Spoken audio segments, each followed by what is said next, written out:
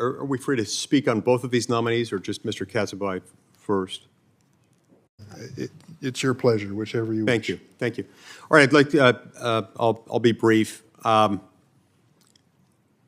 of things to point out on Judge Kasubhai.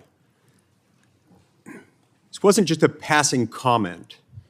In addition to the other things that have been said about this, in a 2023 speech earlier this year to the Oregon State Bar, he said DEI, diversity, equity, and inclusion, is the heart and soul of the court system. Can we say that? Yeah, I just did, and I say it proudly.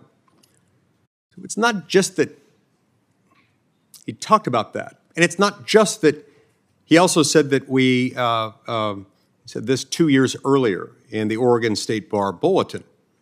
As one of my colleagues mentioned, that he said, quote, "We have to set aside conventional ideas of proof when we're dealing with the interpersonal work of equity, diversity, and inclusion."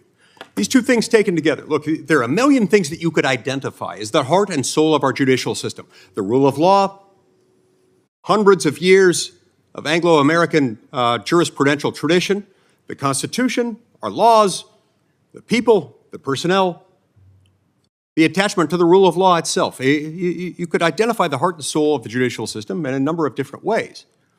If you're going to define it as consisting of diversity, equity, and inclusion, it raises some questions. Why? Why isn't it any of the other things we mentioned? Why isn't it the law itself? But then when you add to that his earlier statement that you have to set aside conventional ideas of proof when we're dealing with the interpersonal work of diversity, equity, and inclusion. Why? The judicial system is the one place where you don't want people departing from traditional ideas of how you establish the truth. So why there? Why is that fair? What does that say about his ability to be a fair and impartial jurist if he's confirmed to this position? Now, in response to Senator Kennedy's questions at the hearing, he backpedaled and he said, no, these are not obligatory. These are optional. It's an offer, not an obligation. Problem with that is we've got him on video speaking to the Oregon Bar saying the exact opposite. It is not voluntary, it is not optional, and you will be called on it.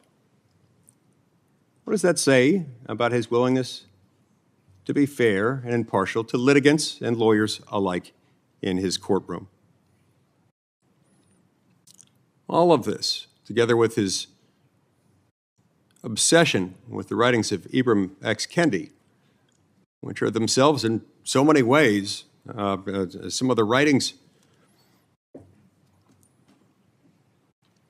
he explained that he wanted to take Kendi's ideas even further, when many of those same ideas are incompatible with basic notions of due process, equal protection, and the rule of law.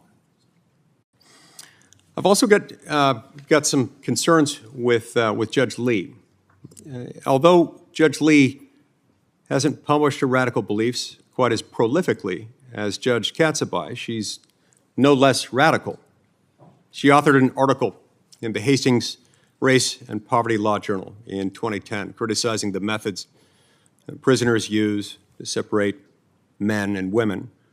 She doesn't like that prisons, quote, rely heavily on a dichotomous sex-based means of classification because, quote, prisoners are classified by their biological attributes rather than their gender identification.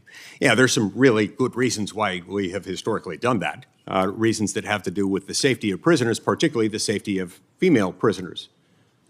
It's well known in the prison system that you have different safety concerns in men's prisons than in women's prisons. Male prisoners behave differently than female prisoners. This is a significant issue. She previously served as a member of the Asian Law Caucus, and this is an organization that fought countless battles to preserve affirmative action in higher education. Race-based discrimination was recently found unconstitutional, appropriately so, by the Supreme Court of the United States in Students for Fair Admissions versus Harvard. And when Judge Lee was asked in her hearing before this committee, if she agreed with the majority in Students for Fair Admissions, or if she stood by the position of her former organization that fought defiantly to preserve race-based preferences in the admissions process, she didn't answer the question. Rather, she said that she would defer. Well, we can only hope. We should be able to do more than hope. I oppose both of these nominees, and I'll be voting against them. Thank you. The question is on favorably reporting the nomination of Mustafa Taher Kasubhai to be U.S. District Judge for the District of Oregon. The clerk will call the roll.